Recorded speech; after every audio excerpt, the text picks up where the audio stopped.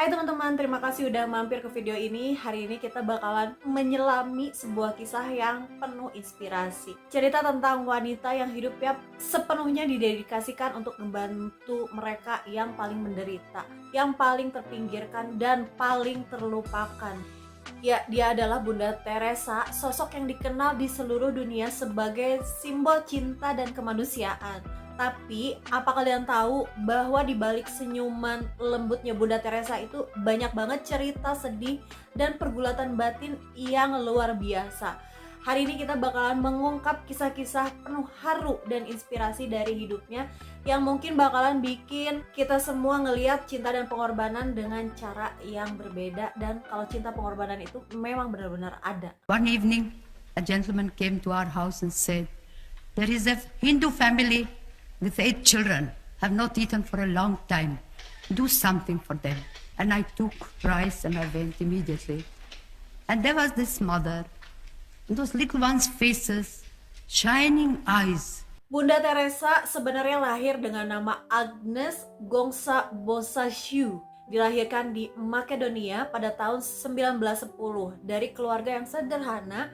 Beliau tumbuh dalam lingkungan yang penuh kasih. Ibunya adalah sosok yang ngajari nilai-nilai cinta kasih sama sesama. Tapi waktu Bunda Teresa masih kecil, dia kehilangan ayahnya, dan kehilangannya itu menjadi luka yang dalam banget. Dari pengalaman inilah dia mulai bertanya-tanya tentang arti kehidupan, dan pelan-pelan muncul panggilan di hatinya untuk mengabdi sama orang lain, karena dia itu ngerasa kalau kehilangan orang itu nggak enak ya. Di umur 18 tahun Bunda Teresa meninggalkan keluarganya dan negaranya menuju India untuk menjadi biarawati, guys. Di sana sosok Agnes kecil merubah namanya menjadi Bunda Teresa dan ngejalanin hidupnya sebagai sosok yang penuh kasih. Tapi waktu tiba di Kalkuta, ia dihadapkan pada kenyataan yang sangat menyakitkan. Kemiskinan ada di mana-mana, orang-orang sakit terbaring di jalanan, terlupakan, dan gak ada bantuan apapun, guys. Pokoknya itu memilukan banget buat Bunda Teresa. Ya, kita juga kalau misalnya ngeliat orang di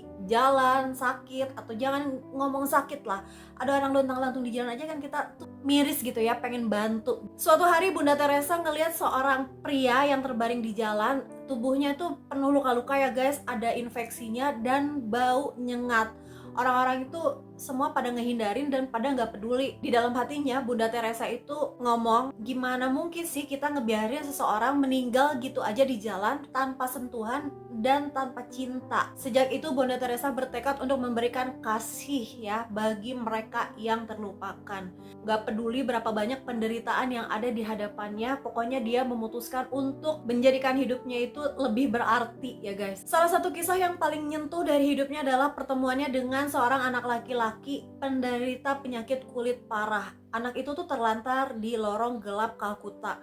Tubuhnya itu dipenuhi luka nanah dan mengeluarkan bau yang bikin orang itu menjauh ya guys. Tapi bagi Bunda Teresa, anak itu bukan sekedar sosok yang menderita guys. Beliau ngelihat kalau anak itu tuh sebagai ciptaan Tuhan yang perlu disayangi. Beliau duduk di samping si anak itu, membersihkan luka-lukanya dengan lembut, dengan penuh kasih sayang. Sampai-sampai si anak kecil itu tuh ngomong ke Bunda Teresa, "Kenapa kamu nggak takut menyentuh aku?" Bunda Teresa tersenyum simpul. Dia menjawab, "Karena aku melihat Tuhan di dalam dirimu." Dan anak itu menangis, ngerasa dicintai untuk pertama kalinya. Bunda Teresa itu nunjukin sama kita semua kalau cinta kasih sejatinya adalah cinta yang tanpa syarat, yang bahkan terlupakan ya guys, ada di pinggir jalan. Nggak cuman itu, Bunda Teresa akhirnya mendirikan rumah penampungan untuk mereka yang sekarat guys, mereka yang hidupnya tanpa harapan. Bunda Teresa menyebut tempat ini sebagai rumah bagi orang-orang yang tidak diinginkan. Di tempat itu beliau merawat orang-orang yang mungkin udah kehilangan segala harapan, memberikan mereka rasa tenang, cinta di saat-saat terakhir hidup mereka. Ada lagi satu cerita, di suatu hari seorang pria yang sekarat berbisik sama Bunda Teresa. Sambil terbata-bata dia bilang, "Terima kasih karena membuatku merasa berarti untuk pertama kalinya." Bunda Teresa menjawab dengan suara yang halus ya, katanya, "Engkau nggak pernah sendiri. Tuhan mencintaimu dan aku ada di sini bersamamu. Ih, baik banget ya Bunda Teresa. Tapi yang nggak diketahui banyak orang adalah di balik kasih sayangnya dan senyuman Bunda Teresa ada pergulatan batin yang sangat dalam. Di surat-surat pribadinya, beliau mengakui bahwa ada perasaan kesepian dan kehampaan, guys. Beliau itu sering ngerasa jauh dari Tuhan, ngerasa seperti lagi berjalan di dalam kegelapan gitu ya. Apa kabar kita ya guys ya? Yang hidupnya masih kayak gini-gini aja gitu ya, itu ngerasa jauh dari Tuhan. Ya Allah, maafkan aku. Bunda Teresa itu di dalam catatannya ada tulisan, aku merasa seperti ditinggalkan, tapi mereka membutuhkan cintaku lebih dari perasaan hampa ini.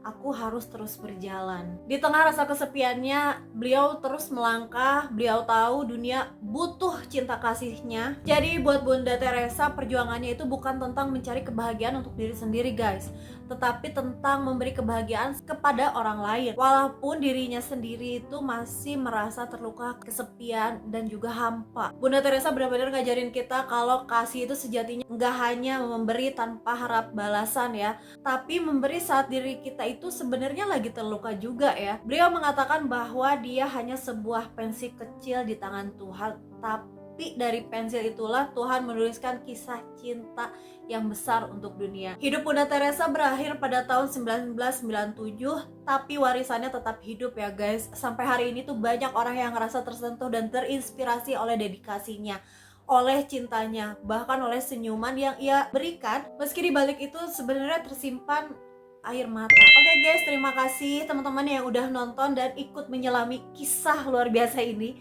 Semoga kisahnya Bunda Teresa bisa menginspirasi kita untuk lebih peduli, lebih mencintai, dan lebih mengerti bahwa kadang sebuah senyuman bisa menyembuhkan luka yang paling dalam. Aduh, bahasanya lagi deep banget hari ini ya guys ya. Jangan lupa teman-teman, cinta dan kebaikan sekecil apapun bisa mengubah dunia.